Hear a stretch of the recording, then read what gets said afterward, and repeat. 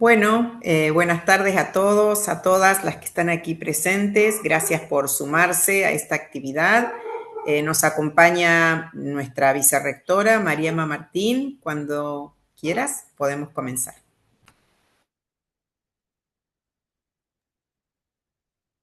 Bueno, buenas tardes para todos y para todas. En primer lugar, quiero agradecer a todos los que se han sumado a esta actividad por la universidad. Eh, También agradecer a las autoridades del Ministerio de Educación de la provincia de La Pampa, a los distintos integrantes de nuestra Comisión de Accesibilidad y Educación Superior, y muy especialmente al licenciado Marcelo Rocha por aceptar nuestra invitación a participar de este conversatorio. También quiero reconocer y agradecer a Fabián Arcuri y a Mariano Cantelli, quienes trabajaron y trabajan en la organización de esta actividad y de la segunda jornada.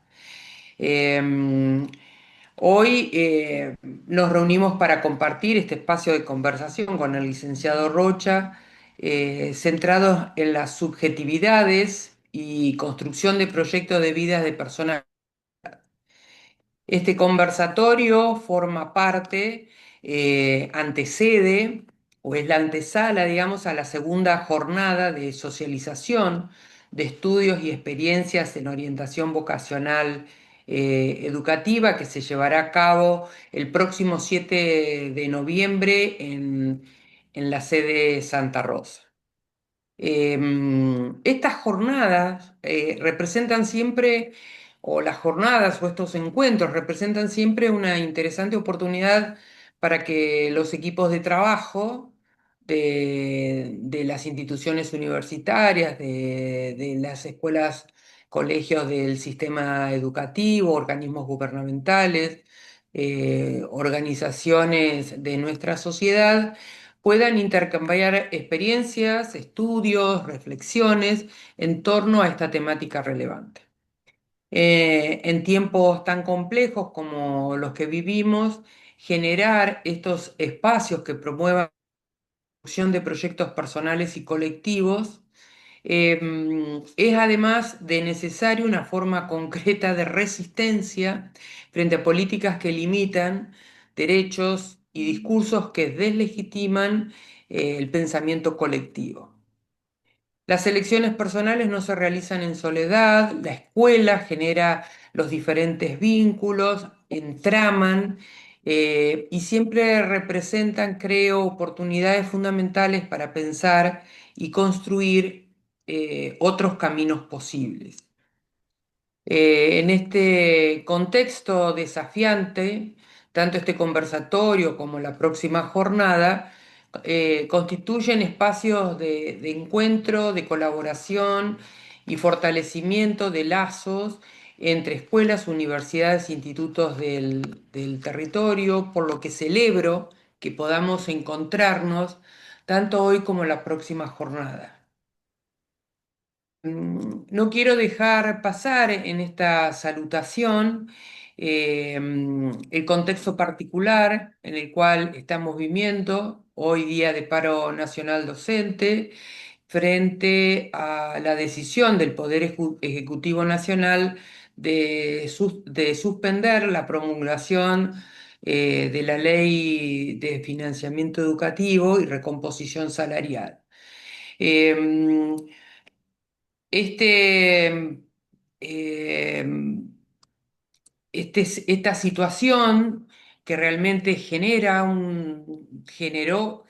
y seguirá generando en tanto sigamos con esta lógica, este, eh, va deteriorando más, además de nuestras capacidades económicas, eh, lo que tiene que ver con las acciones, las actividades que son parte de la universidad, ¿no? Fundamentalmente investigación, extensión, y obviamente la docencia.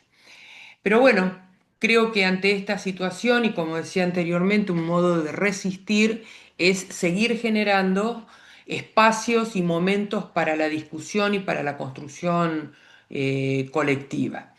Creo que es fundamental estas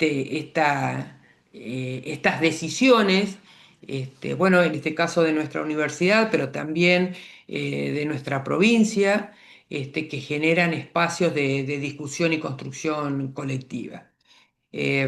Así que les deseo realmente un trabajo eh, fructífero, eh, de buenas discusiones, ¿no? De buenas construcciones, que estos nos lleven a repensarnos y a repensar las escolares y de cómo acompañar eh, a nuestros estudiantes con discapacidad. Así que les deseo éxitos y muchas gracias.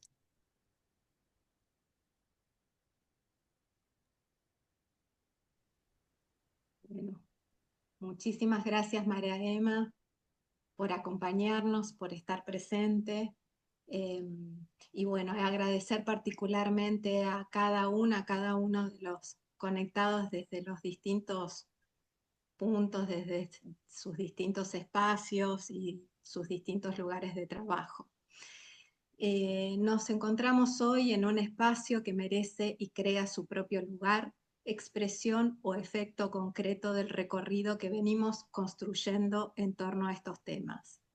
Es importante recordar que el cierre de las primeras jornadas estuvo a cargo del especialista Sergio Enrique, con su conferencia Construyendo Futuro, Orientación Vocacional e Inclusiva, trazando una continuidad que hoy retomamos y profundizamos, construir caminos que amplíen horizontes de inclusión, poniendo en relieve el papel de la orientación vocacional en la construcción de futuros posibles y en el ejercicio pleno de derechos de las personas con discapacidad. Esta instancia se presenta como antesala de las segundas jornadas de socialización de estudios y experiencias en orientación vocacional, cuya lema es acompañar trayectorias, habilitar derechos, vocación, educación, trabajo en tiempos complejos. Hemos denominado este encuentro Conferencia Preparatoria, concebido como un tiempo de apertura y reflexión compartida, que antecede y anticipa el trabajo colectivo de las jornadas y seguirá siendo. En esta oportunidad, el psicólogo Marcelo Rocha desarrollará la conferencia Subjeto de vida en las personas con discapacidad, la orientación vocacional como espacio de esperanza, invitándonos a pensar la orientación como un campo de posibilidad, un espacio de reconocimiento de los deseos y proyectos personales. Marcelo Rocha es psicólogo psicoanalista, egresado de la Universidad Nacional de Rosario. Se desempeña como docente en la Facultad de Psicología, en diplomaturas de la Universidad Católica de Santa Fe y en la carrera de especialización en estudios sociales de la discapacidad. Ha publicado numerosos libros y artículos vinculados con la temática de la discapacidad, la subjetividad y los proyectos de vida. Entre sus más recientes publicaciones se destaca Los rostros de la vida sobre el diván, contribuciones para una pedagogía de la alteridad y la salud mental del docente. Si me permiten esta breve disquisición, antes de continuar, pienso en las palabras de Schweblin, quien en su libro El buen mal inicia con un epígrafe de Silvina Ocampo: lo raro siempre es más cierto. Desde allí, Schweblin nos invita a pensar que la normalidad es quizás nuestra ficción más efectiva. Parafrasear a un autor como Marcelo Rocha, tan prolífico y comprometido con su práctica, es tarea difícil. Para dar lugar a su voz y agradecer desde ya su palabra generosa, retomo apenas un párrafo de discapacidad, orientación vocacional y proyecto de vida. Mi verdadera intención es dejar abierta una puerta para que estos primeros aportes se puedan seguir desarrollando por aquellos que se identifiquen con el mismo compromiso que hoy siento yo. Sueño con ese día en que la orientación vocacional sea llevado a todas las escuelas de nuestro país e instituciones especializadas como una práctica que acompañe a los que han quedado atrapados en las cárceles imaginarias y reales de un déficit. Sueño con ese día que todos los orientadores vocacionales reciban en sus diferentes espacios de trabajo a jóvenes con discapacidad. Quizás algún día podamos asistir a un nuevo escenario que nos muestre una realidad distinta a la que hoy asistimos. Quizás alguna vez podamos habitar una sociedad en la que se pueda convivir, que sea tolerante de las diferencias y donde exista un lugar y un qué hacer para los sujetos con discapacidad. Bienvenido, Marcelo, te damos la palabra. Bueno, muchas gracias. Qué lindo que es escucharse en otras voces, ¿no? Gracias por tomar ante todo ese párrafo que realmente habla un poco de nuestra necesidad, de nuestros deseos en torno a aquellos sujetos a quienes acompañamos, ¿no?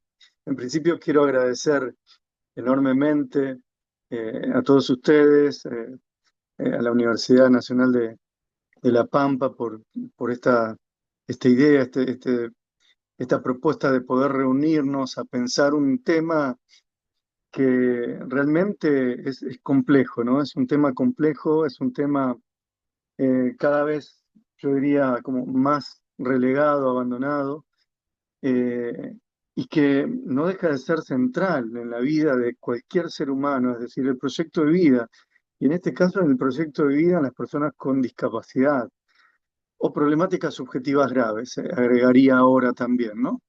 Dado el entorno particular en el que nos encontramos, donde cada vez más cantidad de niños y adolescentes también son diagnosticados con estos rótulos de época, donde yo ya lo venía planteando en mis primeros libros. Va a llegar un punto en donde nos vamos a encontrar en los consultorios, los orientadores o quienes recibimos a niños y adolescentes en diferentes lugares. Vamos a empezar a recibir niños que han sido diagnosticados de hiperactivos, de TEA, TNDO, todos esos diagnósticos que de algún modo van a improntar en su rostro imaginario, es decir, en esta construcción de su ser, y tendríamos que empezar a pensar cómo acompañarlos en esa construcción a futuro. De hecho, hace un par de meses atrás recibo un adolescente que viene a verme con ideas de suicidio, y entre muchas otras cosas que este adolescente me empezó a contar, también su familia, era que de niño había sido diagnosticado de TGD, o sea, hoy en día sería TEA, ¿no? Este adolescente no tenía nada de autista porque lo que estaba sufriendo era claramente una crisis neurótica muy grande. Pero ahí me encontré con un diagnóstico mal dado, ¿no? Mal realizado. Y creo que estas son muchas cosas con las que tenemos que también empezar a lidiar y que le toca también el campo de la orientación vocacional. Bueno, voy a empezar a hablar porque tengo muchas cosas para decir. Eh, es una temática amplia, yo la investigué durante mucho tiempo. Les voy a contar un poquito sobre la historia de esto, cómo empecé a pensar, a construir la idea de la orientación vocacional en personas con discapacidad. Pero antes de leerles algo que se me ocurrió, hoy estaba en un bar y me puse a escribir algo en relación a lo que tenía que pensar con ustedes, ¿no? Pero digo, estamos transitando un tiempo extremadamente complejo. Hoy vamos a hablar de orientación vocacional y discapacidad, pero debo decir que si ya en la época en que yo propuse por primera vez estas prácticas, ya ese tema era complejo pensarlo en relación a la marcha, porque recuerdo que en muchos lugares donde yo iba a plantear la orientación vocacional en personas con discapacidad, me trataban de extraño, de una cosa rara. ¿Qué estás diciendo? Bueno, hoy el panorama es mucho más complejo. Yo creo que lo que hay es una gran retirada, y esto lo sabemos, hoy mismo hay marchas por todos lados en el país, de prestadores, de profesionales que trabajan en el campo de la discapacidad, luchando para que simplemente se cumpla con lo básico, ¿no? Cuando acá lo que vamos a hablar es de un proyecto que hay que construir, es decir, pero nos encontramos con que lo básico también no está siendo tomado en cuenta. La retirada por el interés de lo social del actual gobierno y por las responsabilidades del Estado hacia quienes más lo necesitan, produce un clima de mayor imposibilidad y desazón. Cada vez son menos los profesionales que desean dedicarse al campo de la discapacidad por lo poco remunerada que resultan estas prácticas. Esto es algo que voy viendo en mi recorrida por el país. Veo las matrículas van reduciéndose, los profesionales piensan varias veces antes de introducirse en la temática de la discapacidad por lo poco remunerada que es o lo difícil de vivir sosteniendo esta profesión. Los programas sociales no se generan ni se crean propuestas estatales que permitan de algún modo mejorar la calidad de vida de las personas con discapacidad. Sin programas, sin propuestas, sin proyectos, sin programas sociales es muy difícil de algún modo pensar eh, cómo construir espacios, como vos bien recuperabas de mis escritos, Fabiana, el tema de los espacios de esperanza. Es difícil construir un espacio de esperanza, pero bueno, estamos aquí porque la esperanza nos renueva. La esperanza tomada de, digamos, lo que puede llegar a estar proponiéndonos Byung-Chul Han, ¿no? Es decir, no esa esperanza absurda o tonta que diga, bueno, está todo bien, va a estar todo bien. No, una esperanza basada en la ética, en el sentido por el hacer y en el sentido por eh, el trabajo puesto en relación a lo que nos importa, la sensibilidad y el malestar del otro. Eh, yo quiero empezar a contarles un poquito la historia. Eh, yo preparé acá, voy a compartir una pantalla, no los voy a abrumar con PowerPoint y estas cosas, pero sí algunas imágenes quizás como para marcarles, ¿sí? Aquí que se pueda ver un poquito más en una línea histórica, cómo empezó todo. Quiero contarles cómo empecé con el tema de la orientación vocacional. Bueno, eh, la orientación vocacional, ustedes tienen que saber de que en la década del 80 eh, existieron unas primeras investigaciones de la mano de Liliana Pantano, Sergio Rascobani y Cecilia Empini. O sea, ellos fueron como los pioneros de pensar en esta idea de la orientación vocacional en las personas con discapacidad. Eh, tuvieron tiempos de trabajo y todo ese trabajo de algún modo fue quedando como un precedente. Yo en el año 2005, fui convocado por Sergio Javier Enrique al Servicio de Orientación Vocacional de la Universidad Nacional de Rosario. Yo en aquel momento me dedicaba, bueno, a mi trabajo clínico como psicoanalista y a mi formación en materia de discapacidad. Yo investigaba mucho en autismo también en aquel momento y yo me abocaba a mi trabajo clínico particularmente. Cuando Sergio me dijo, mira, me gustaría que vengas a formarte, a trabajar con nosotros en orientación, yo recuerdo que le dije, Sergio, pero esto a mí no me interesa. Le digo, yo estoy trabajando en el campo clínico.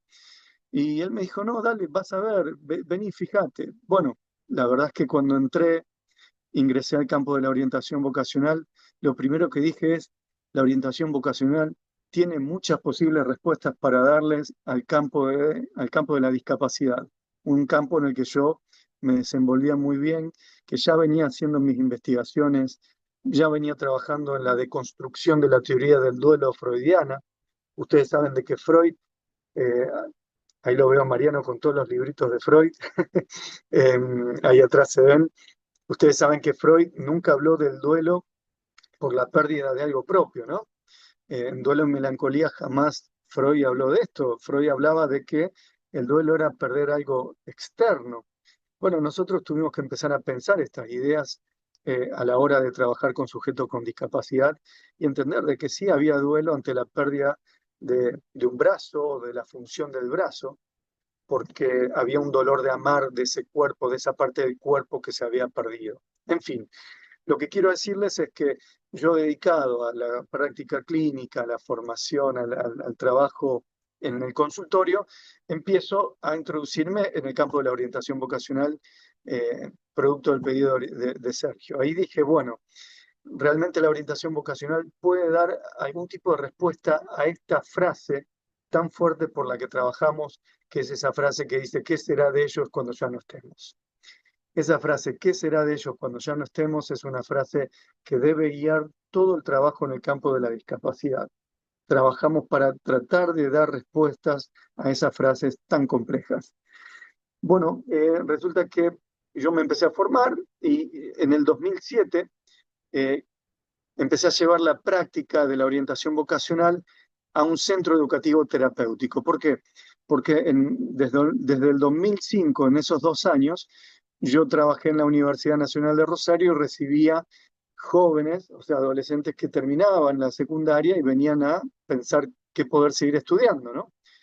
Pero como sabían que yo estaba investigando el campo de la orientación vocacional, de algún modo me derivaban todos los casos de jóvenes que tenían algún tipo de discapacidad.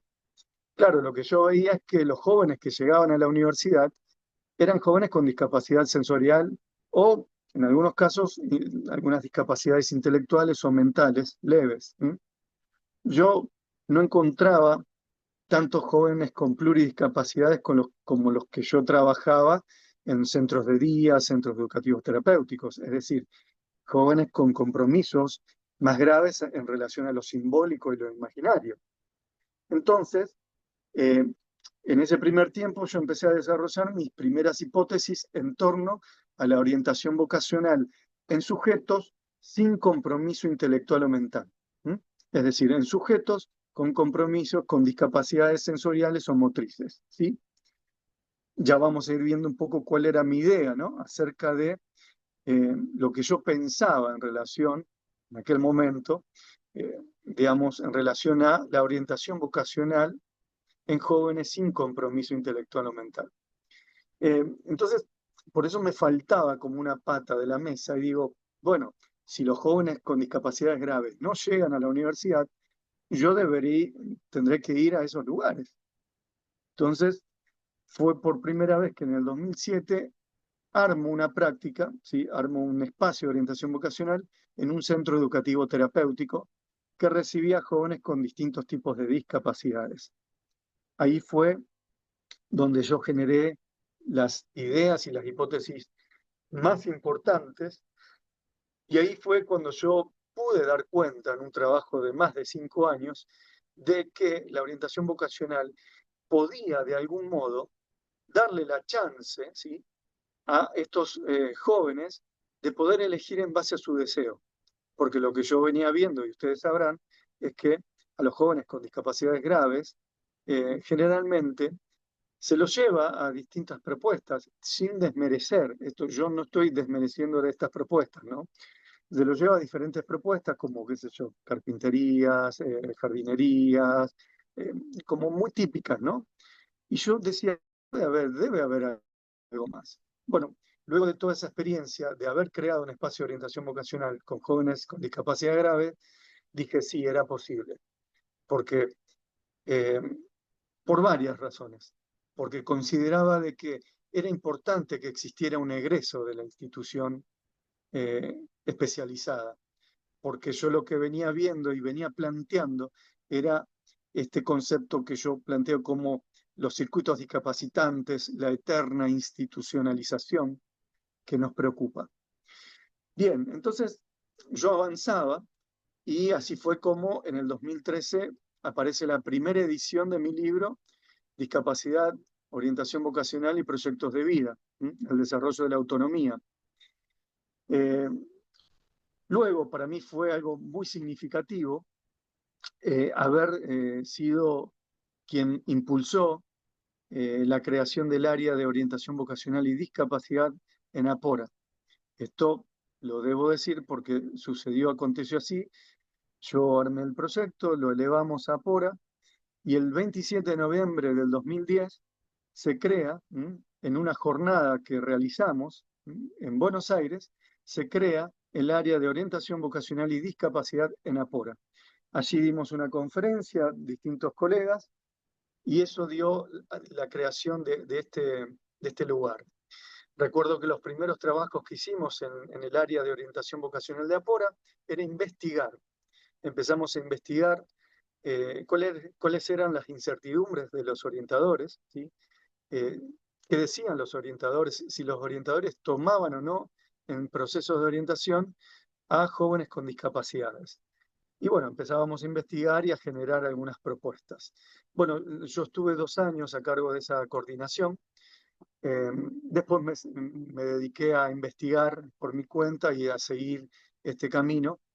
En el 2023 volví a reeditar de forma ampliada, bueno, mi libro, bueno, es como ya una especie de manual de lo grueso que es, eh, donde le agregué capítulos nuevos, proyectos nuevos, y bueno, todo este tiempo lo que me fue dando es esta satisfacción de ir viendo cómo de a poco se iba replicando esta práctica, ¿no? Es decir, eh, fui convocado por la provincia de Entre Ríos, porque resulta de que la provincia de Entre Ríos en todas las escuelas integrales tiene espacios de orientación vocacional. Esto es fabuloso, ¿no? Porque una de las preguntas que tenemos que realizarnos es, bueno, después de la escuela especial, ¿qué? Después de la escuela integral, ¿qué? Sabemos que hay muchas provincias que tienen en planta eh, niños y adolescentes con discapacidad en las escuelas especiales o integrales. Sabemos que el tema de la educación inclusiva aún no ha llegado a todo el país, que es una utopía a realizar también, que tiene sus matices a ser pensadas. ¿M? Y todas estas cuestiones, bueno, me fueron marcando un poco el camino también de colegas que me escribían, de que emprendían estas prácticas. Y bueno, yo iba dándome cuenta un poco también las cosas que se podían lograr. ¿Qué quiero contarles?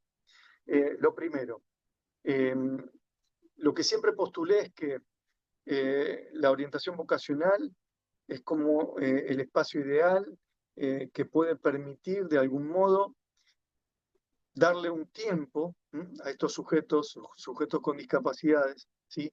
Para poder construir en principio su propia autonomía, para poder construir por ende un proyecto de vida. Y ese proyecto de vida no siempre va a estar direccionado en torno a un estudio ¿m? O a una ocupación. Muchas veces tenemos que, digamos, ponernos felices cuando un joven con discapacidad deja de generar un circuito discapacitante. ¿A qué le llamo un circuito discapacitante? A ir de la casa al centro especializado, del centro especializado a la casa. Voy a hablarles particularmente de jóvenes con discapacidades graves, o sea, porque digamos que me parece que es importante que vayamos a ese punto, ¿no? Ese punto en donde no se llega generalmente. Pienso, por un lado, a la orientación vocacional en jóvenes con discapacidad sin compromiso intelectual o mental como un espacio que le puede permitir a este joven y nos puede permitir comprender si ese joven está realizando o no una elección vocacional ¿m? Restitutiva o de algún modo que alivie o aliviane el modo en que ese joven está viviendo o conviviendo con su discapacidad. ¿A qué me refiero con esto? Eh, Cuando yo realizaba los procesos de orientación vocacional en la Universidad Nacional de Rosario, recibía jóvenes, recuerdo un joven que estaba por 4 año consecutivo cursando el primer año de la Facultad de Medicina. Este joven tenía una discapacidad motriz. Cuando yo en el proceso de orientación empiezo a indagar acerca de el momento de adquisición de la discapacidad, este joven empieza a hablar del momento de su adquisición, bueno, me cuenta que fue en un accidente y él contaba de una forma muy particular el modo en que se sentía cada vez que iba a, o sea, una intervención o que estaba bajo el cuidado de los médicos. Él había tomado como de una forma muy gozosa, entre comillas, el hecho de estar rodeado de un ámbito médico, ¿no? Evidentemente, eso nos dio a entender de que la elección vocacional de él tenía que ver con algo restitutivo, es decir, algo que él no había terminado de elaborar en torno a su condición de discapacidad y que lo llevó a elegir una carrera en la cual él mismo dijo, yo en la Facultad de Medicina me siento re bien. Pero no había una elección. Se comprende, ¿no? Esta es un poco la idea. Yo quiero contarles que esta hipótesis que yo planteo no debe ser una hipótesis generalizable, pero sí una hipótesis que nos permita aproximarnos un poco a lo que puede tener que ver con la elección vocacional de un joven con discapacidad sin compromiso intelectual o mental. Recuerdo otro proceso que realicé con una joven que tenía esta llamada enfermedad de los huesos de cristal. Esta joven venía a verme porque estaba entre distintas carreras. Estaba entre bellas artes, estaba entre abogacía o diseño gráfico. Ella venía en sus sillas de rueda. Recuerdo que yo la atendía en un consultorio en planta baja, porque yo tenía un consultorio en primer piso, entonces la atendía en planta baja. Tengo un cuadro de ella en mi consultorio, pintaba de una forma increíble, o sea, cualquiera hubiera pensado, lo, lo- lo que uno pensaba, digamos, era, va a estudiar Bellas Artes, va a ser una genia, ¿no? O sea, esta idea a veces que nos construimos, ¿no? Porque sabemos que nos construimos ideas. Eh, no, ella terminó estudiando abogacía. Eh, el material que tenía que ver con las entrevistas, con todo ese acompañamiento, arrojaba lo siguiente, el material clínico arrojaba lo siguiente. Ella contaba de que en su infancia había sufrido muchísimo la discriminación que vivía en su pueblo. Ella se había sentido profundamente discriminada, es decir, eh, se sentía excluida, no se sentía parte y demás. En el proceso de orientación, ella estuvo a punto de elegir Bellas Artes, pero se inclinó por abogacía. Pero ella me dijo, voy a estudiar abogacía porque yo, cuando me reciba, voy a trabajar para defender los derechos de las personas como yo y de las personas vulnerables. En este caso no era un tipo de elección restitutiva, reparadora, sino que era una elección de algún modo consciente, elaborada, ¿sí? A diferencia del joven anterior. ¿Se entiende esta idea que les planteo? Queda claro la diferencia, ¿no? Con esto quiero decirles de que ante procesos de orientación con jóvenes con discapacidad, sin compromiso intelectual o mental, y ustedes dirán, ¿por qué lo remarca tanto? Ya lo van a ver, ya lo iremos profundizando. No es para diferenciar, no es para clasificar, no es para rotular, es para comprender que nos vamos a mover en un tipo de práctica con ciertas especificidades. Entonces, para que les quede claro, de estos dos casos que nos permite entender esta hipótesis, un orientador tendría que acompañar a su orientado en relación a esa búsqueda de su proyecto de vida, eh, pudiendo leer si esa construcción de ese proyecto no está improntado por marcas o huellas que no haya podido elaborar de su propia condición. ¿Se entiende esta idea, no? ¿Por qué? Porque lo que yo digo, hace mucho tiempo que construí esta hipótesis, mi idea, mi concepto de la discapacidad es el siguiente. La discapacidad es una condición real, real, porque no podemos decir, ay, yo soy discapacitado del sentimiento, del corazón. No, a ver, ¿tengo o no tengo una discapacidad? ¿Puedo o no puedo ver? Entonces, la discapacidad es una condición real que tiene un sujeto en un momento sociocultural dado que puede o no generar efectos en tres planos, en su propia subjetividad en construcción, en su plano familiar o en su plano vincular. Queda claro, ¿no? La discapacidad no causa el futuro, el destino de un sujeto, a no ser que sea una discapacidad extremadamente grave. No tenemos que ser, digamos, eh, simplistas y ver las cosas realmente como son. A mayor gravedad de la condición de discapacidad nos encontraremos con más obstáculos.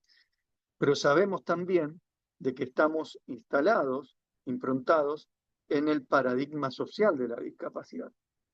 Y es ahí donde tenemos que entender de que un sujeto con discapacidad siente que su condición es más profunda si el contexto no le da las posibilidades de vincularse, de abrirse, de relacionarse, de moverse. Es decir, la discapacidad se funda entre la interacción entre el sujeto con discapacidad y el contexto. A mayor barreras, mayor la condición de discapacidad; a menores barreras, menor la condición de discapacidad. Esto es genial, decía yo. Cuando yo leía la Convención Internacional de los Derechos, la CIF, la Clasificación Internacional de Funcionamiento de la Discapacidad, tenemos poco tiempo, por eso hablo medio rapidito. Digo, cuando leía esto y digo, el modelo social de la discapacidad, digo, pero perfecto, la orientación vocacional trabaja en ese aspecto, en lo social, en el movimiento, en la construcción de un proyecto, ¿sí?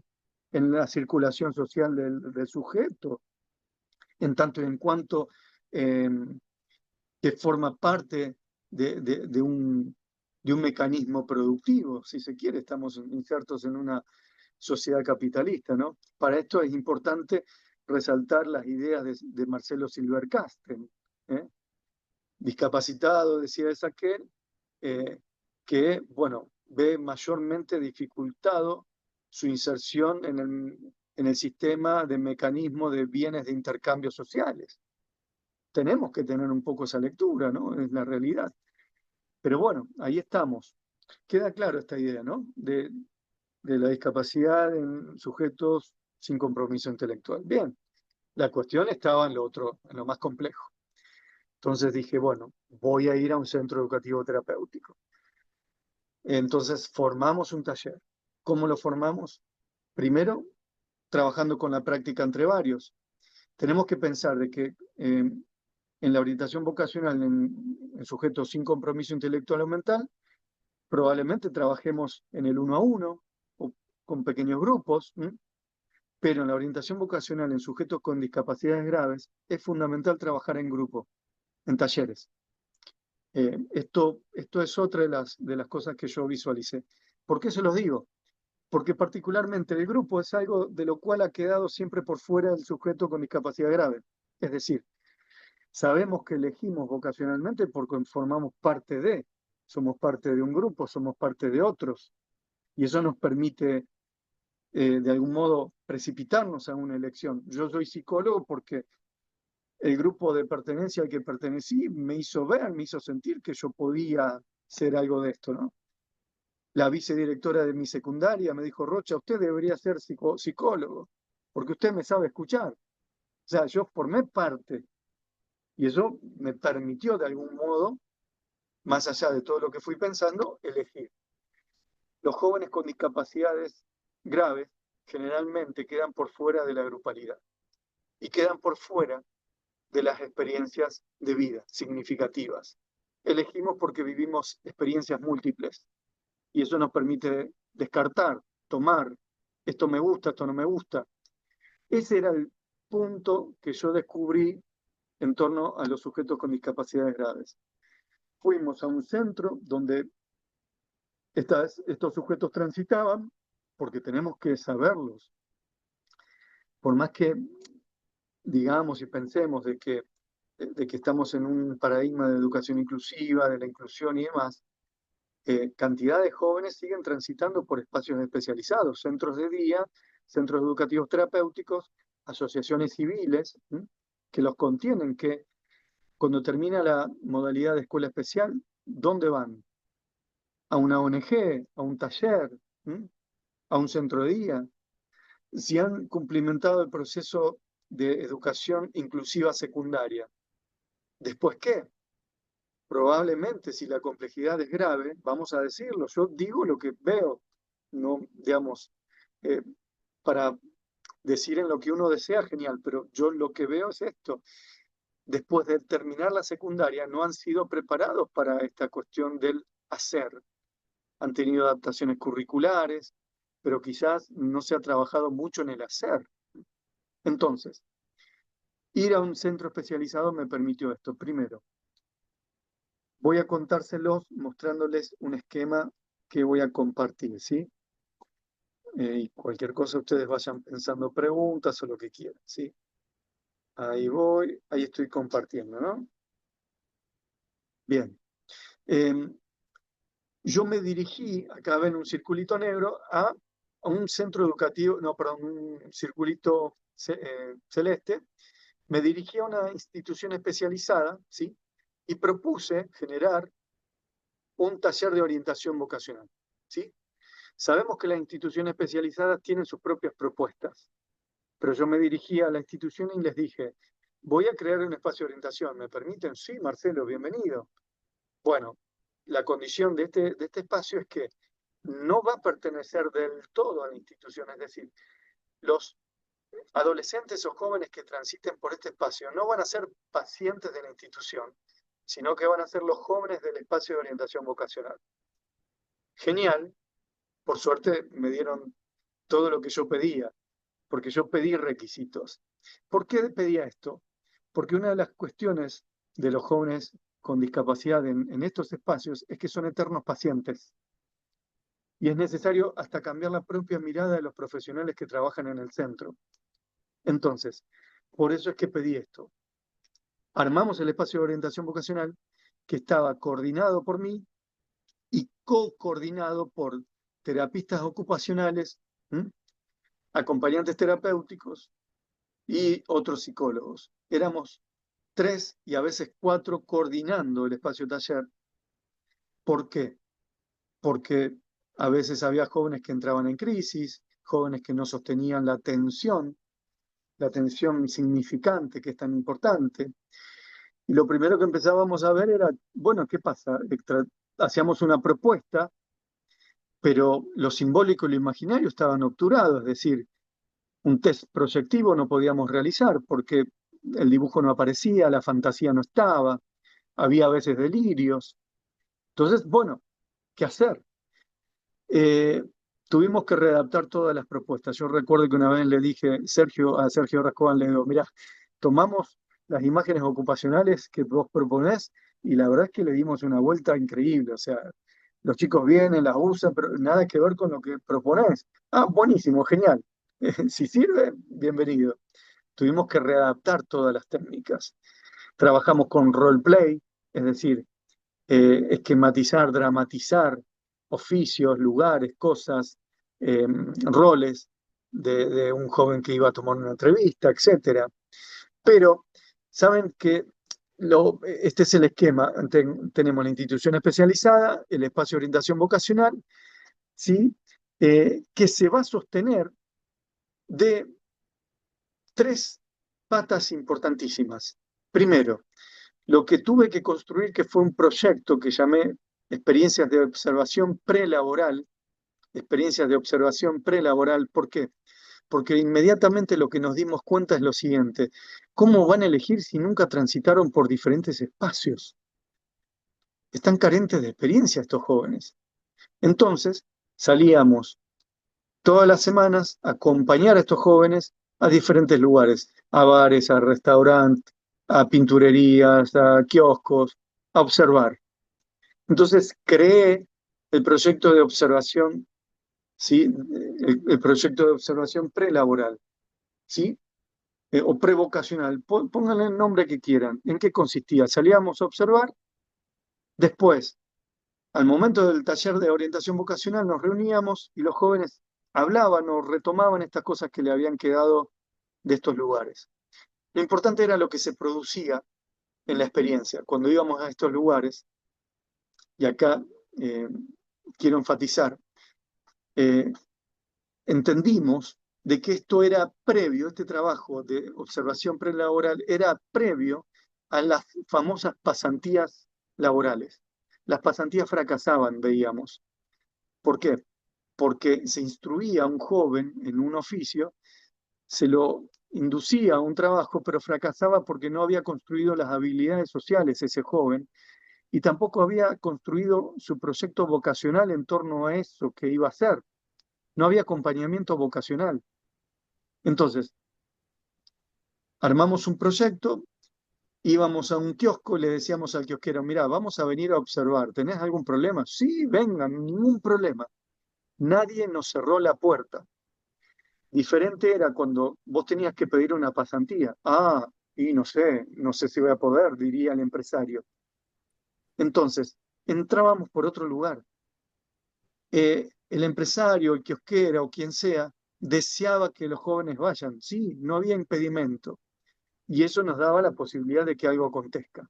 Entonces, la experiencia prelaboral que sustituía los recursos simbólicos e imaginarios que no se podían utilizar en los test proyectivos o en todas las propuestas de orientación, las visitas a lugares y visita de profesionales o personas cualquiera que venían a visitarnos al taller a hablar de lo que hacían con los jóvenes. Y por el otro lado, los talleres para padres, ¿sí? Los talleres de orientación para padres. Los talleres de orientación para padres eran fundamentales, porque teníamos que entender de que, bueno, ustedes saben, el duelo en la discapacidad es algo fundamental, es decir, nos encontramos con familias que han eternizado el duelo, que todavía no lo han funcionalizado, nos encontramos con los llamados parasitismos eh, maternos generalmente. Ustedes saben, y esto ya lo dijo Matt Manonit en su libro Niño retardado de su madre, es decir, y retomo acá palabras de Jerusalinsky, cuando llega al mundo un niño, ¿sí? En un estado de inermidad, es decir, con una condición de discapacidad, se le ofrece a ese otro como un objeto a cuidar. Eso puede producir un tipo de relación parasitaria, diferente a los simbióticos. Los simbióticos es otra cosa. Entonces, toda esta lectura es para decirles, el orientador debe capacitarse en temas de discapacidad. Y las personas que tenemos un amplio recorrido en temas de discapacidad, debemos formarnos en orientación vocacional. Esto es lo que yo propongo en mi libro. Digamos, tiene que haber un cruce, un entrecruzamiento. El orientador vocacional que dice, yo no estoy preparado, yo no atiendo jóvenes con discapacidad. Yo citaría un poco lo que escribí. Yo escribí este librito, La convivencia como base de la inclusión escolar, lo social como punto de fuga entre lo educativo y lo terapéutico, ¿sí? Y acá trabajo la frase del docente cuando el docente dice, yo no estoy preparado para esto, para trabajar con jóvenes con discapacidad. Yo lo que digo ahí es lo siguiente. Yo como psicólogo hice un juramento. Cuando juré, el juramento hipocrático, juré trabajar para aliviar el sufrimiento humano. El sujeto que viene a verme, a mí no me interesa si tiene o no una pierna, si tiene o no síndrome de Down, y yo trabajo para aliviar el sufrimiento de ese sujeto, ¿comprenden? Lo estoy diciendo de un modo fuerte, ¿está?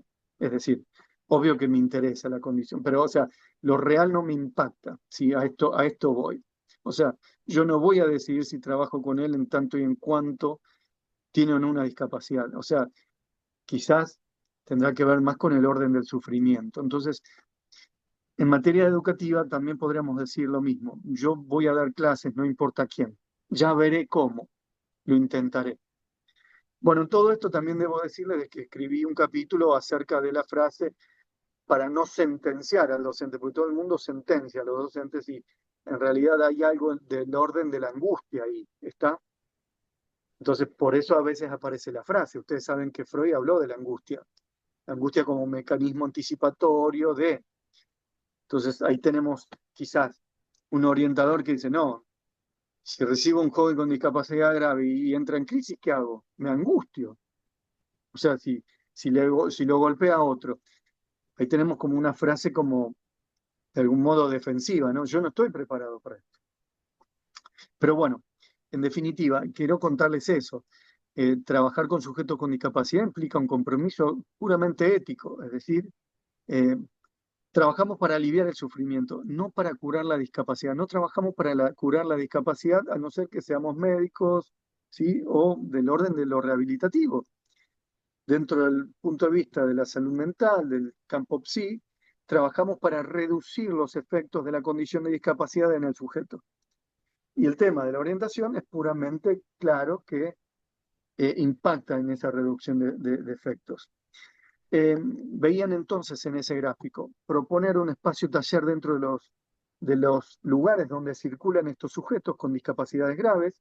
¿Para qué? Para cortar la eterna institucionalización, proponerlos, llamarlos espacios, talleres de orientación vocacional, porque acá hay otra cuestión.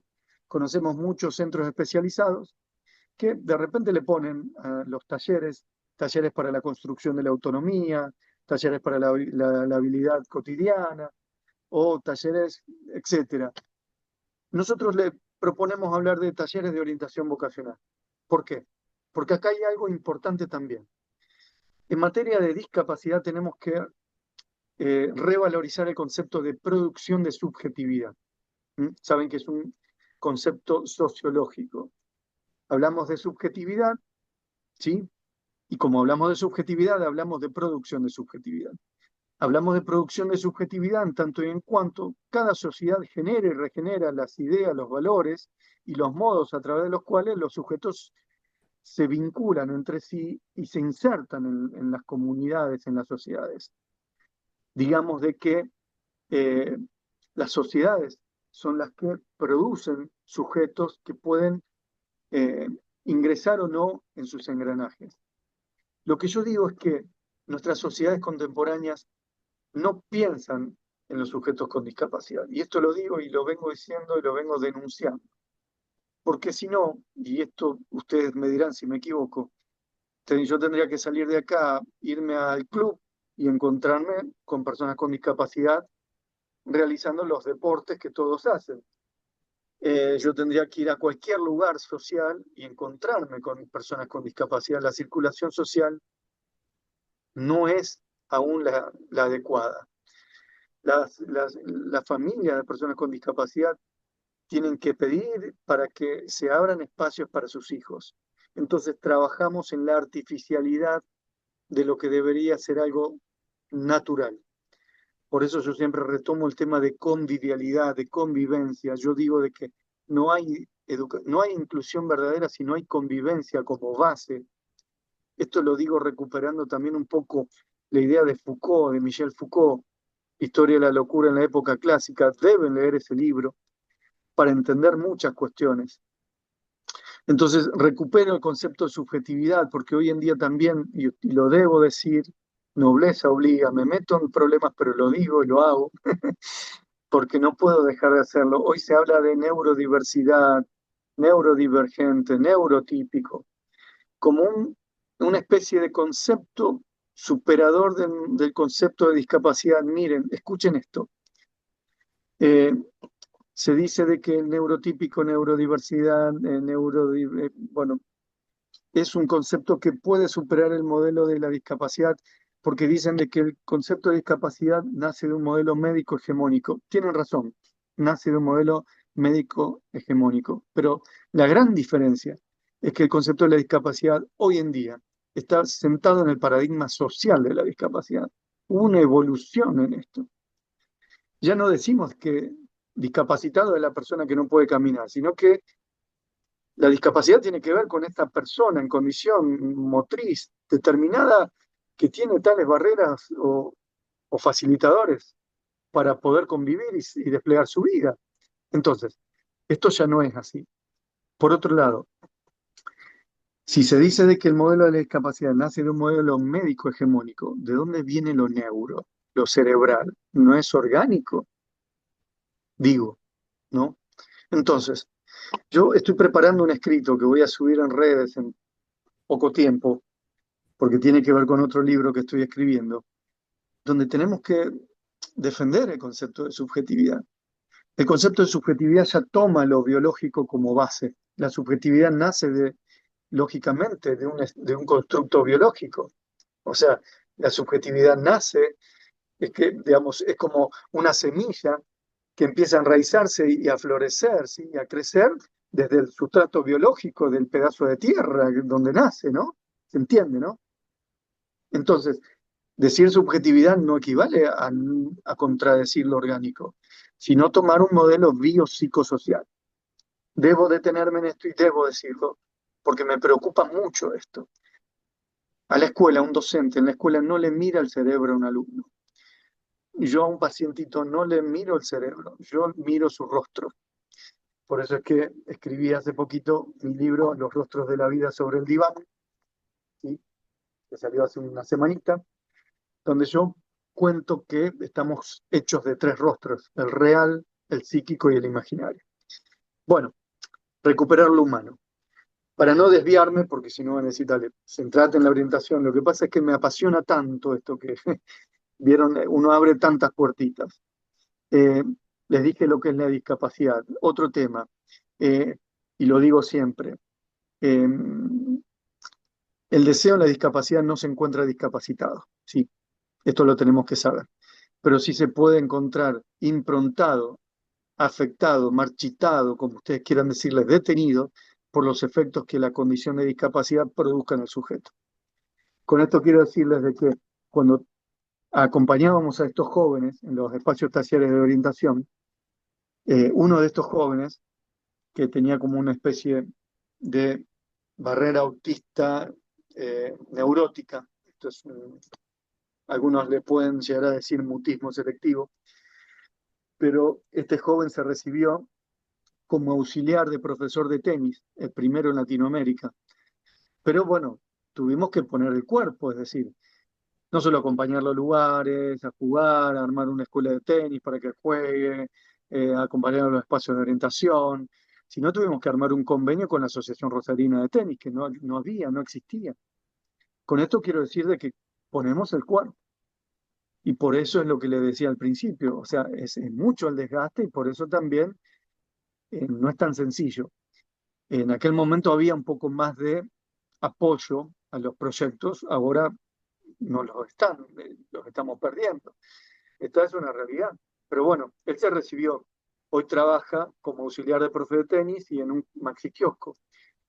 Y vuelve solo al espacio del centro educativo terapéutico, vuelve al espacio de orientación. Esta es otra clave, esta es otra clave. Una de las grandes preguntas, una de los grandes interrogantes de la escuela especial integral es, y esto vamos a decirlo, hay pequeños pueblitos o pequeñas ciudades que lo único que le pueden ofrecer a los jóvenes con discapacidad es la escuela especial. Entonces, porque no hay asociaciones, no hay instituciones, no hay profesionales formados, los padres no los pueden llevar a otros lugares, entonces quedan ahí en la escuela especial, en la escuela integral. Entonces, ¿cuál es la propuesta? Que la escuela especial integral tenga el espacio de orientación vocacional, que el joven a determinada edad egrese y que si no tiene otros lugares donde compartir o transitar, que pueda volver, pero solo al espacio de orientación de la escuela. ¿Comprenden? Esto es un aporte que yo hago también, por si algún día dentro de las políticas públicas se les ocurre empezar a pensar en clave de creatividad. Pero bueno, eh, extrañamente a veces suben figuras a lugares, digamos, de políticos que no tienen nada que ver con la discapacidad y no saben nada y, bueno, perdón, en fin. Eh, Tenemos que ser creativos, bricoleur, rizomáticos, eh, para proponer espacios de orientación vocacional. Ustedes me dirán, dame tips, dame herramientas. Bueno, en el 1 a 1, deconstruyan, fórmense en materia de discapacidad si son orientadores. Si están en el ámbito de la discapacidad, fórmense en orientación vocacional. Propongan espacios talleres grupales, ¿sí? Los espacios talleres grupales tienen una duración semanal, ¿sí? 1 hora y media, no más de 10 jóvenes, coordinador, co-coordinadores que sostengan la atención deseante y que hagan el entre dos si algún joven de repente, bueno, no puede conectarse o lo que sea. Las propuestas las pueden elaborar ustedes, ¿sí? El tiempo, no más de 2 años, diría yo, pero cada quien también le puede ir dando esa impronta. En esto también es importante entender de que todo lo que yo escribí, todo lo que yo hipotetice, no es para que se cumpla a rajatabla, sino para que cada quien pueda hacer su propia experiencia. Yo nací en Firmat, en una ciudad pequeña, me vine a Rosario y acá la cosa es distinta. Cada pueblo, cada lugar tiene su contexto. Allá los pibes andan solos porque hay seguridad. En la ciudad hay más instituciones, pero van todos por un transporte, comprende, ¿no? la autonomía se genera de otro modo. Hay más acompañantes terapéuticos, pero quizás no hay tantos espacios tan abiertos para transitar. Comprendo, ¿no? Estas cuestiones a tener en cuenta. ¿Qué más?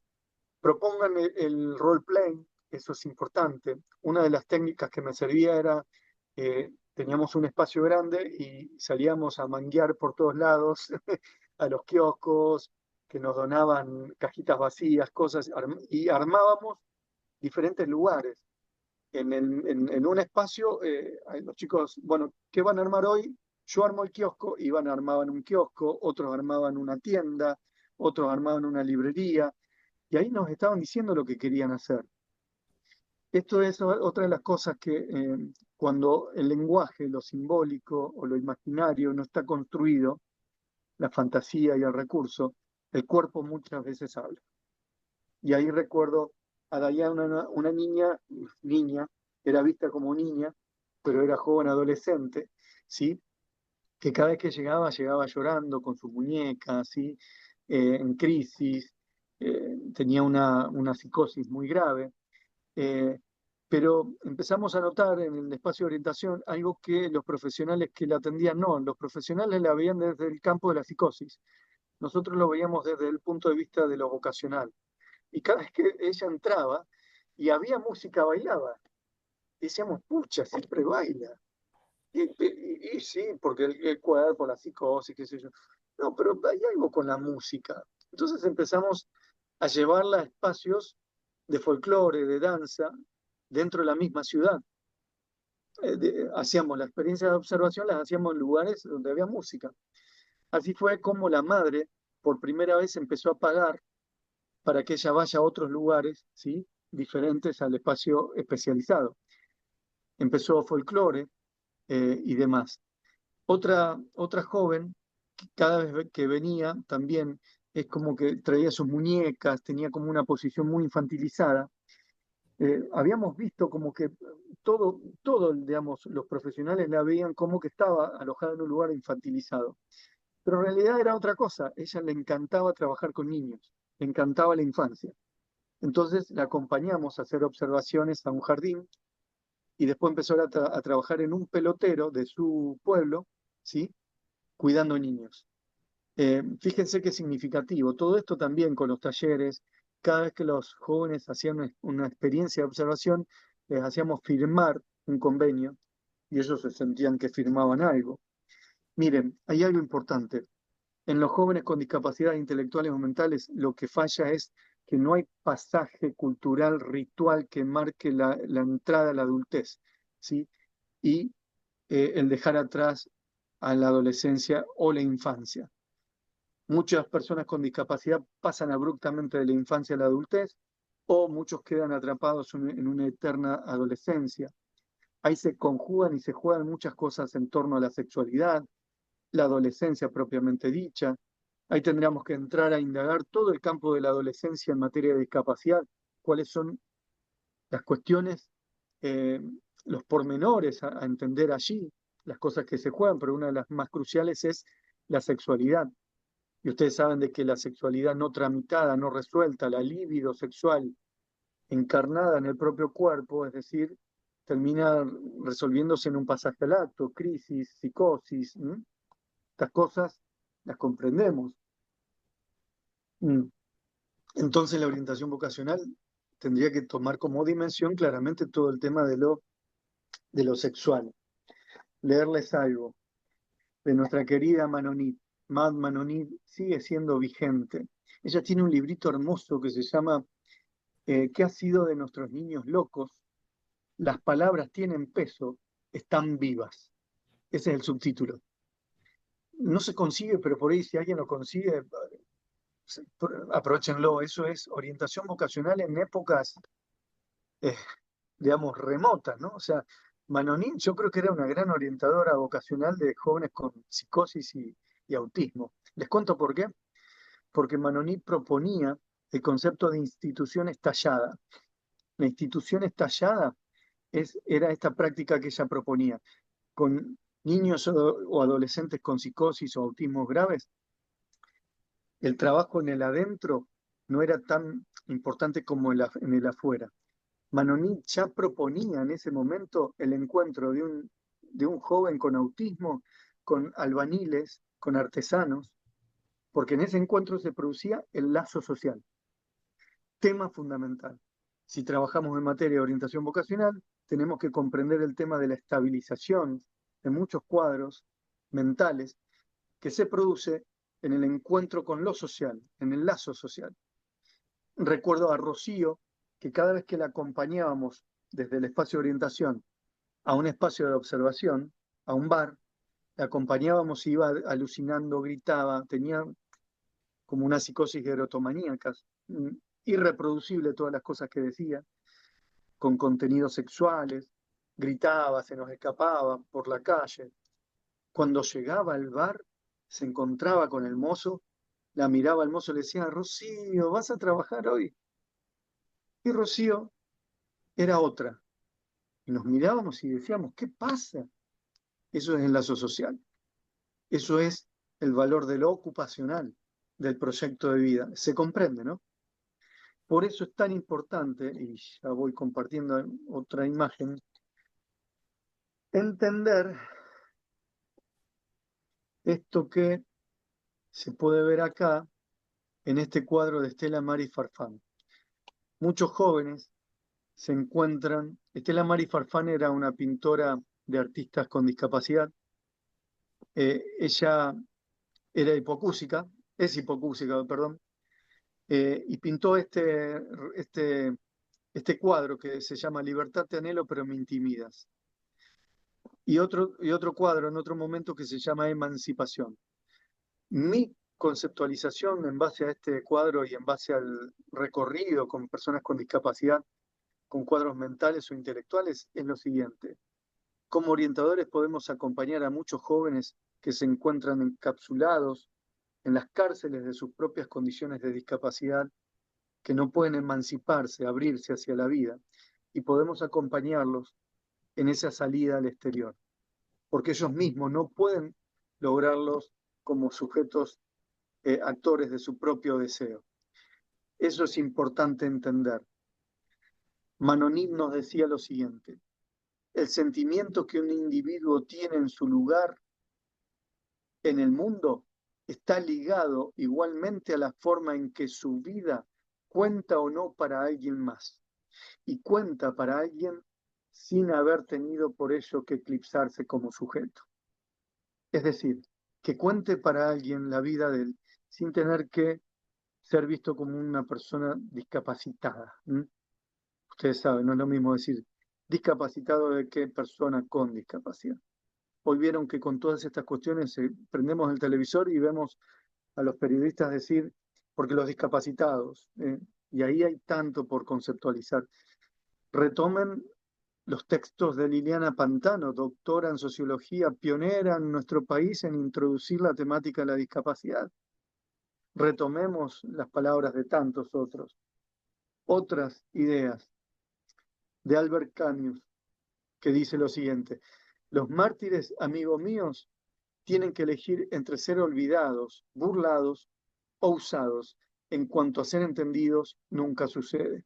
Nos corresponde a nosotros como orientadores, como analistas, darles voces a ellos para que se puedan sentir entendidos por una sociedad que aún no los entiende. Cuando también pensamos a veces, y esto lo debo decir, a la educación inclusiva, todos a la escuela común, ya vemos que hay muchos jóvenes o niños que están sufriendo eso. Por eso hablamos de prácticas inclusivas. Todo es en el caso a caso. Debemos comprender muy bien esto. Debemos entender la dimensión que esto tiene. Otra frase hermosa de José Luis Gutiérrez, un bailarín dominicano que perdió su pierna en un accidente de moto. Él dice, cuando bailo me olvido que me falta una pierna. Esto es increíble. Esto es la dimensión imaginaria. O sea, el estadio del espejo de Lacan, la imagen inconsciente de Dolto, puesta en una frase. Es decir, nuestra imagen inconsciente del cuerpo es eso que sentimos de un cuerpo que se mueve, un cuerpo erógeno. Y si ese cuerpo se mueve en torno a un hacer, a una ocupación, claramente el cuerpo pierde esa condición de discapacidad. Es decir, 18 años estuve trabajando en proyectos de escuelas de tenis adaptado. Sí, fue un laburo ad honorem que yo amaba porque me encanta jugar al tenis, entonces nada es más contagioso que aquello que amamos hacer, ¿no? Que aquello que transmitimos cuando amamos hacer algo también. Entonces, en estas escuelas de tenis que creamos en la provincia de Santa Fe, lo que veíamos es lo siguiente. Cuando íbamos a visitar a los jóvenes al centro de día donde ellos estaban, veíamos jóvenes con una discapacidad bastante visible.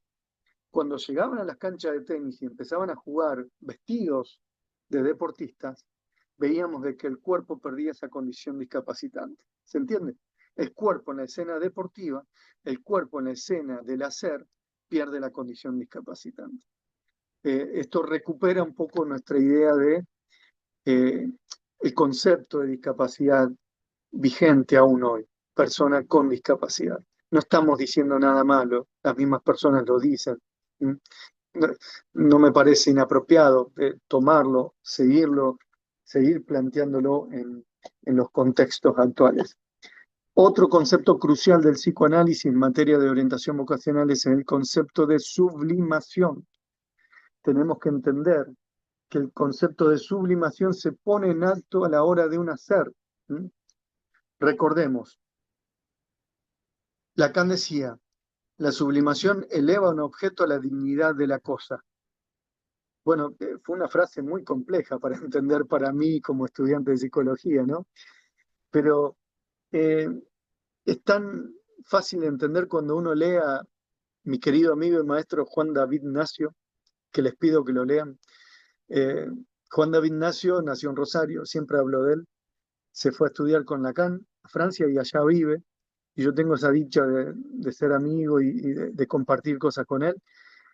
Y, y aprendí gracias a Nacio los conceptos difíciles del psicoanálisis. Y la realidad es que la sublimación tiene que ver con esto, es decir, vamos a un centro de día, ¿no? Vemos que hay jóvenes que están trabajando la arcilla y la trabajan, ¿no? Es decir, la pulsión sexual se pone en juego en torno a un objeto, ¿no? ¿Sí? A construir, hasta que de repente construyen un objeto, ¿sí? Y este objeto lo eleva, digamos, eleva la pulsión sexual a la dignidad de la cosa, es decir, ¿qué significa? Que este objeto lo conecta con otros. Es decir, toda esa energía sexual que de algún modo fue sublimada, puesta en el hacer, ahora generó un objeto y este objeto representa al sujeto que hizo el objeto para otros, ante otros. ¿Se entiende? Es un objeto que lo representa culturalmente. Eso significa la sublimación. Qué loco, yo tuve años para entender a Lacan. Entonces, cuando vemos a jóvenes hacer eh, sus objetos de carpintería o elegir un oficio, ahí realmente se está produciendo el proceso de sublimación, tan importante en materia de discapacidad, porque sabemos que la libido sexual no siempre es resuelta por los canales esperables, ¿no? La sexualidad propiamente dicha, la masturbación, etc. Bienvenido al trabajo, bienvenido el deporte, bienvenido la ocupación.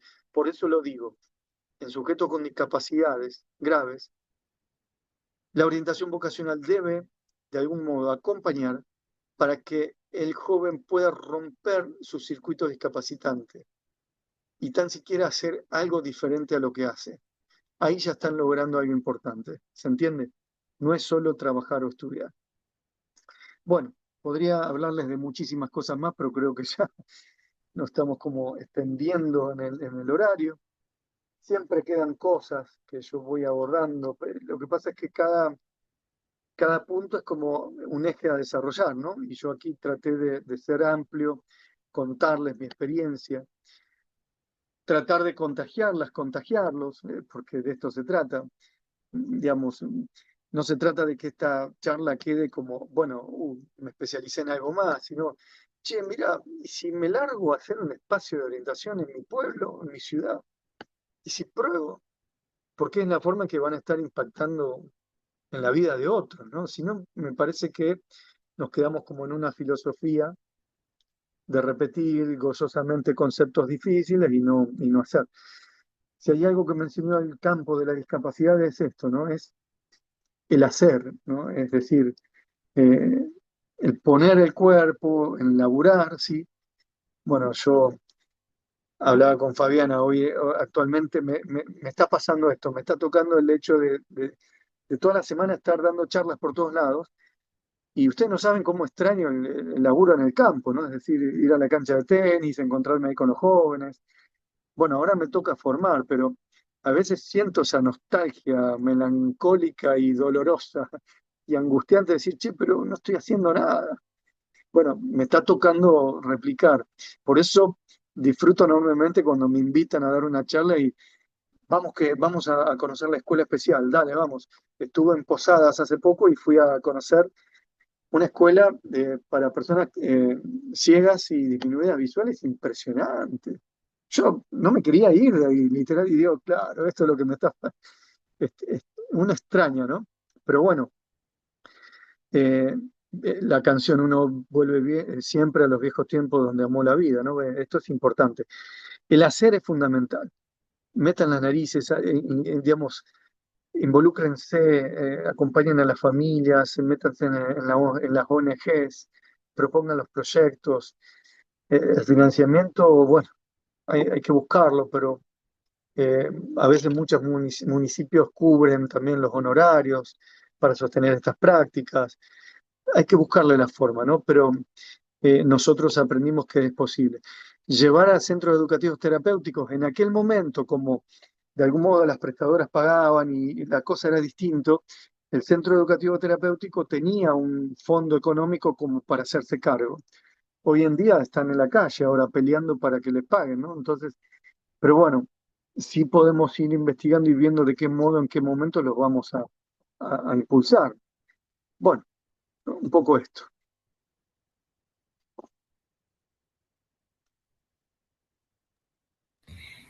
Muchas Damos el gracias, Marcelo. espacio a las preguntas. Gracias.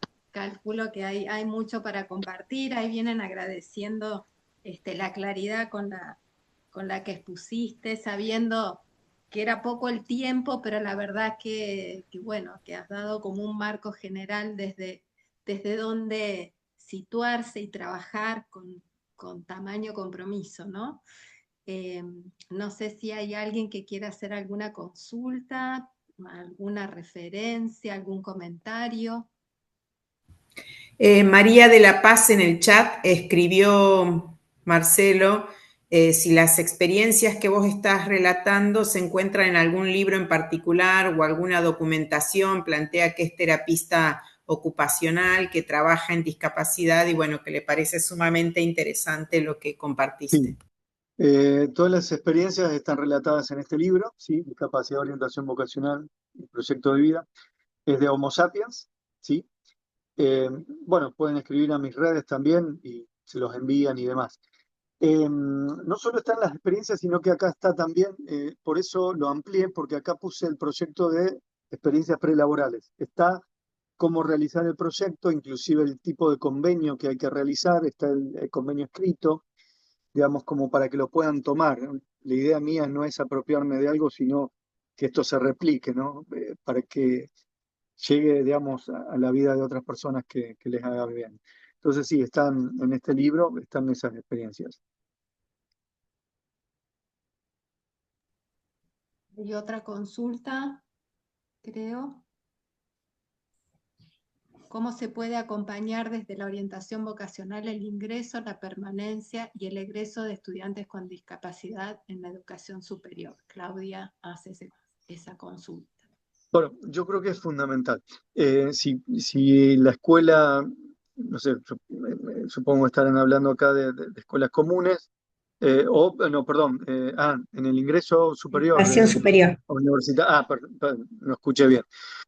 De este modo, bueno, en aquel momento en el servicio de orientación vocacional teníamos el espacio donde, bueno, yo recibía particularmente los casos de jóvenes con discapacidad y los acompañábamos. Hay universidades que tienen sus propios espacios de orientación vocacional, instituciones terciarias también, y, digamos, construir ahí espacios de recepción, de investigación es fundamental.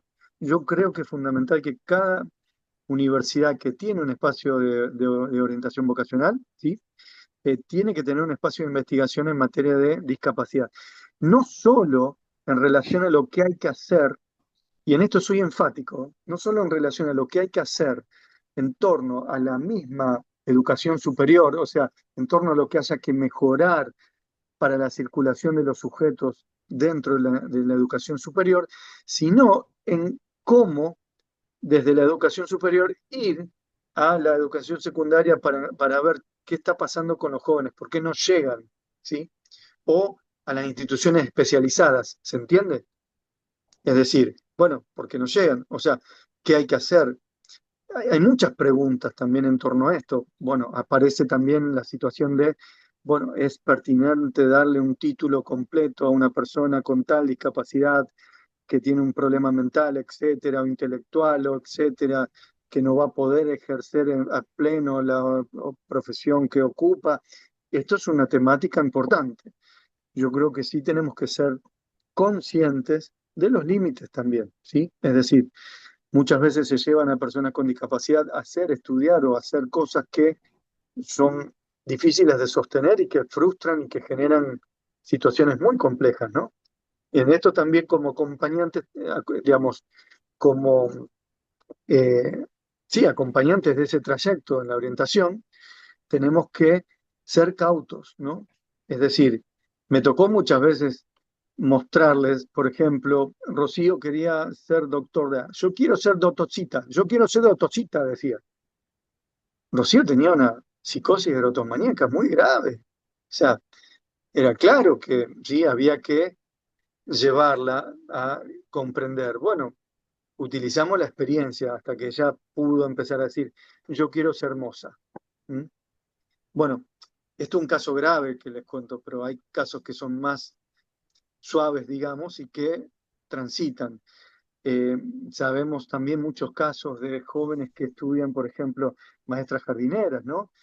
Y hay complejidades muy graves, quizás también en lo intelectual o en lo mental. Bueno, ver hasta dónde llegar el tema del título, si es pertinente o no. Y esto también tiene que ver con un trabajo interdisciplinario, con la familia. Y acá aparecen también muchas veces estos pedidos muy fuertes de la familia, yo quiero, yo quiero, yo quiero. ¿Mm? Esto aparece mucho en la educación inclusiva también. La familia que pide que el hijo vaya ahí y nosotros le decimos, pero tu hijo está sufriendo ahí, la escuela no les da lugar, no es una escuela receptiva. Mientras tanto que la escuela va cambiando, porque debe cambiar, obviamente debe cambiar a una escuela inclusiva de convivialidad, tu hijo está sufriendo. Hay muchas cosas a ser pensadas, ¿no? Pero bueno, lo que sí quiero decir es esto, ¿no? Lo que hay que trabajar en educación superior es cómo la educación superior se involucra en el ámbito de la investigación y de construir espacios dentro de los espacios de orientación, espacios destinados para escuchar de un modo más apropiado a personas con discapacidad en su elección vocacional.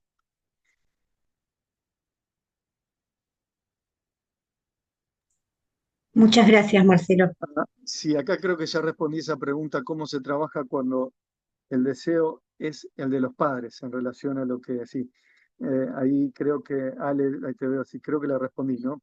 La podemos ampliar. Bueno, ahí es importantísimo retomar el tema del parasitismo. Por eso un orientador tiene que estar bien formado en materia de discapacidad. Tiene que poder leer el discurso materno y paterno, la fantasmática, le decimos, materna y paterna. Es decir, cómo es alojado ese hijo, si la familia ha podido o no elaborar el duelo, ¿sí? Y en torno a esto, yo he recibido jóvenes traídos por familias que me decían, no sabemos qué pasa, está por terminar la secundaria, va a una escuela común, pero no hace nada, está todo el día en la pieza. Cuando yo voy a la escuela, todos los compañeros la incluían, genial, había convivencia, estaba perfecto. Pero cuando empiezo a entrevistar a los padres, ¿saben que me enteré? Me encuentro con esto que es muy común. Los padres me contaban de que nunca la habían mandado a lugares donde había personas con discapacidad, a su propia hija. Esto es terrible. O sea, y esto lo sabemos que sucede. Digamos, como una discriminación dentro del mismo campo, ¿no? Es decir, eh, ¿cómo iba a tener deseo de salir de su casa si no tenía amistades significativas? Y era una joven con síndrome de Down que quizás podría haber tenido amistades significativas si transitaba otros espacios también. No era que sus amigos no la querían, al contrario. Sucede que cada vez que iban, por ejemplo, a un boliche, ella era una niña, entonces eh, dejaban de invitarla son temas muy complejos, ¿se entiende, no?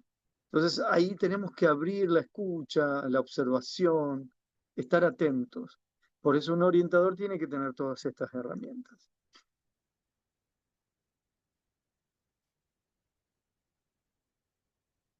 Yo quiero darle las gracias. Hay gente de diferentes lugares del país. Está muy, muy bueno esto, ¿no?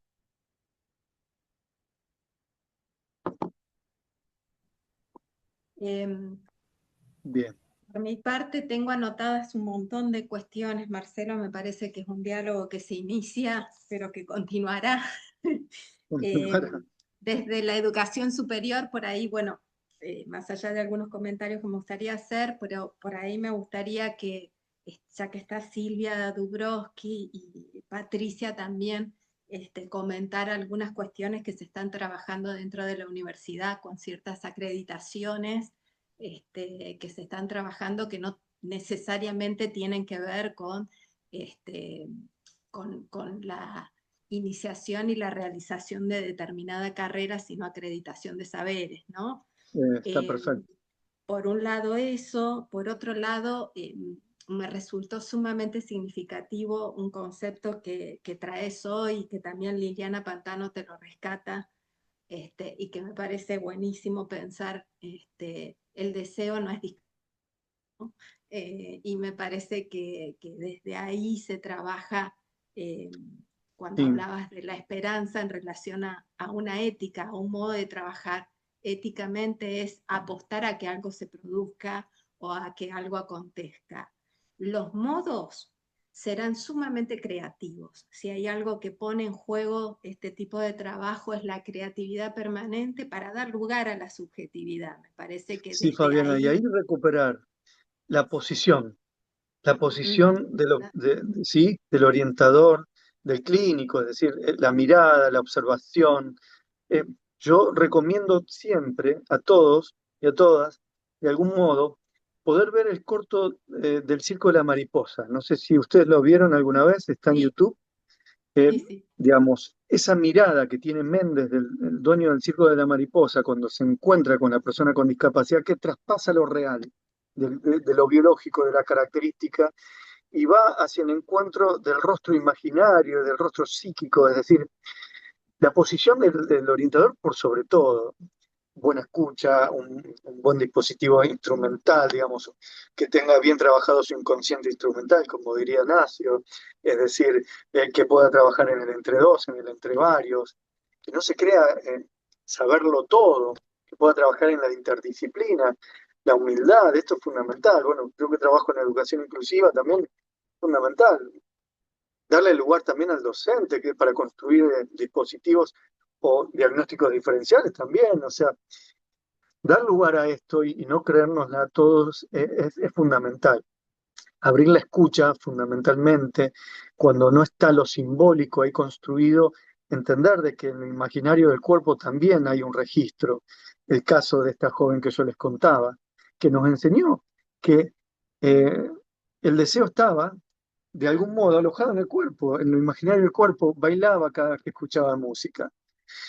¿Cómo es posible, nos decíamos, que cada vez que recibíamos a Lichi, un joven con un autismo grave, realmente tenía autismo, porque vieron que hoy se habla del espectro, que bueno, todo un tema que es para otro, digamos, otro momento, venía a la cancha de tenis y en sus estereotipias fuertes, de repente nosotros trabajábamos, probábamos para ver cómo él se podía conectar con la práctica deportiva, supuestamente nosotros que sabíamos, supuestos expertos, 4 o 5 clases, hasta que un día viene la profe de educación física y le dice, mira, Vichy, no sé, pero hoy vas a jugar, tomá la raqueta y jugar.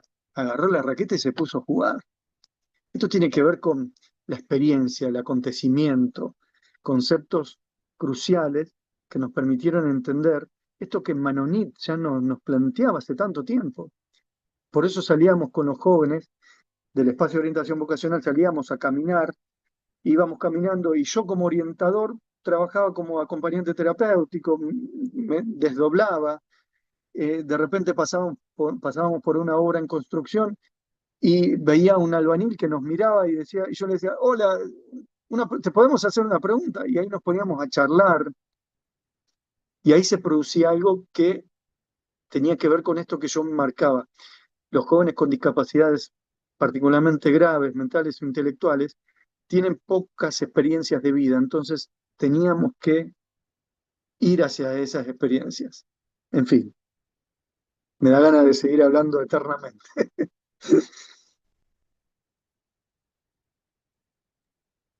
No sé si Silvia o Patricia quieren Silvia, comentar un algo saludo, un a honor que abonar estés acá. sobre esto de educación superior. Hola, bueno, buenas tardes. La verdad que no pude estar, pues tenía otra actividad y me terminó y me sumé a ver, que sea estar en un ratito. ¿Cómo estás, Marcelo? Y bienvenido.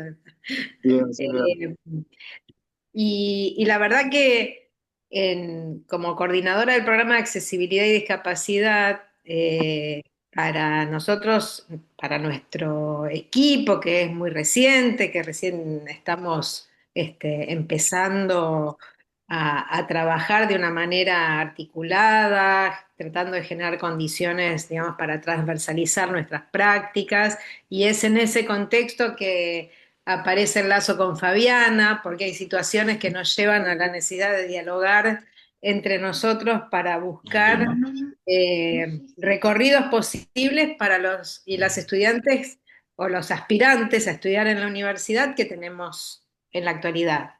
Un poco la pregunta que había traído Claudia antes, bueno, no nos había aparecido hasta ahora en estudiantes con ciertos tipos de restricciones, más del orden de lo intelectual o del, no sé cómo llamarlo, en la red interuniversidad de discapacidad, no sabemos si llamarlos del orden psicosocial, no queremos hablar de salud mental, pero bueno, digamos, esos Sí, estudiantes que hoy con todo derecho aspiran a ingresar a la universidad, y la respuesta tan tradicional y recortada que tenemos desde la universidad para ofrecer carreras tradicionales. Y entonces, cómo nos interpelan, bueno, la necesidad de empezar a pensar que si la educación superior es un derecho, tenemos que construir nuevas respuestas y nuevos recorridos posibles que acrediten los saberes que los estudiantes pueden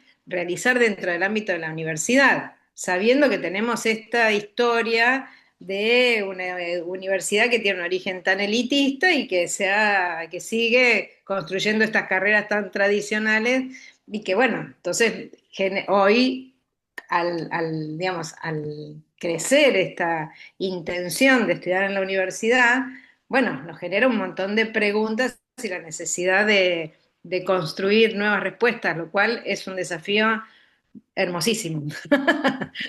sí, totalmente, Silvia. Son desafíos hermosísimos y tienen que ver también con la investigación constante. Que una de las temáticas ahí, también en estas cuestiones de conceptualizar, de pensar, etcétera, era esto. O sea, yo vengo del campo del psicoanálisis y bueno, la verdad es que Freud investigó, digamos, el impacto de lo psíquico en lo psíquico o de lo psíquico en lo orgánico, digamos. De ahí surge un poco todo esto, pero yo me encontraba con sujetos cuya organicidad producía un impacto en lo psíquico. Entonces también ahí la investigación, es decir, cómo pensar esto, qué lugar darle, ¿no? Por eso se me ocurrió siempre empezar a buscar algunas conceptualizaciones, buscarle la vuelta. Empecé a hablar de los efectos de la condición de discapacidad en el sujeto. Entonces, encontrarnos, por ejemplo, con sujetos que han tenido enfermedades o problemáticas orgánicas precoces y que esas problemáticas orgánicas han impactado en la subjetividad. Entonces, y después tomarlo en un momento desde el punto de vista de la orientación o tomarlos como pacientes en el punto de vista clínico, en fin, es todo un campo muy interesante que está en plena, digamos, tensión de investigación, ¿no? Hoy estuvimos dialogando acerca también de los conceptos neurodiversidad, neurodivergente, etcétera, todas estas cosas que aparecen hoy.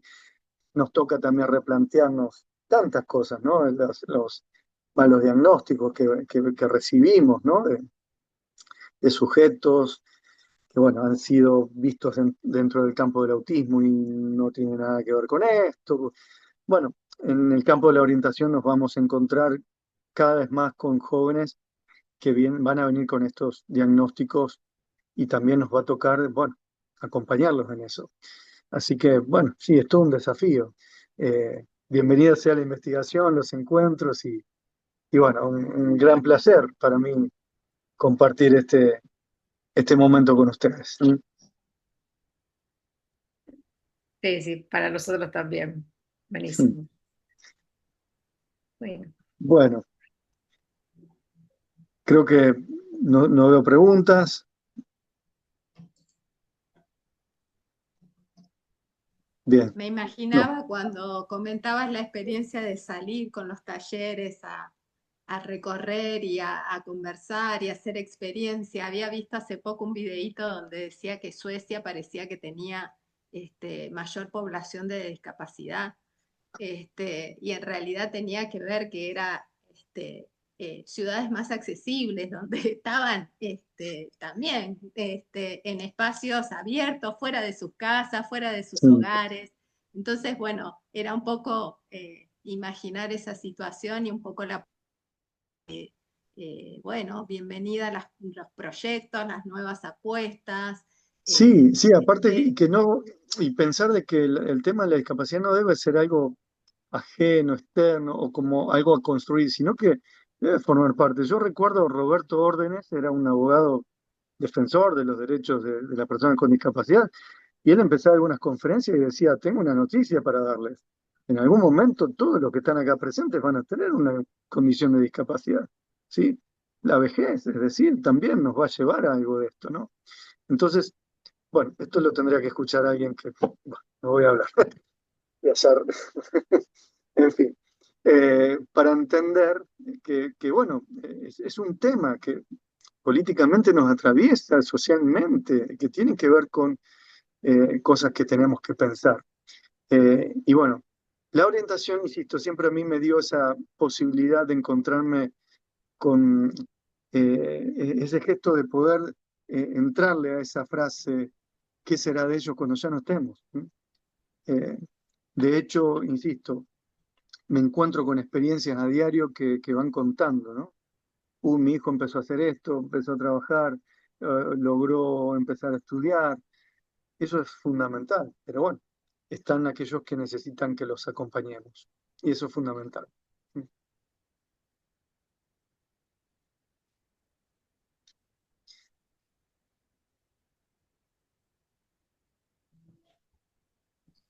Patri y Mariano, ¿quieren cerrar? Despedirnos.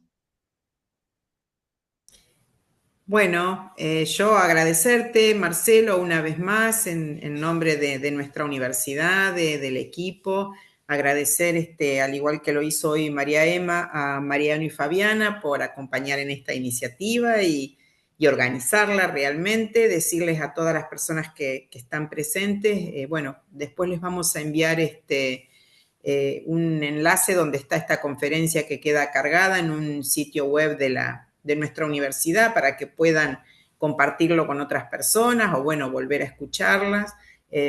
También vamos a compartir con ustedes el formulario de inscripción por si les interesa participar de la jornada del 7 de noviembre. Así que, bueno, muchas gracias, Marcelo, y aquí estamos siguiendo en esta construcción de asumir nuevos desafíos. Bueno, muchas gracias a ustedes. Les dejo un gran abrazo y bueno, a seguir luchando por los derechos también. Muchas Nos gracias, vemos. Marcelo. Chao.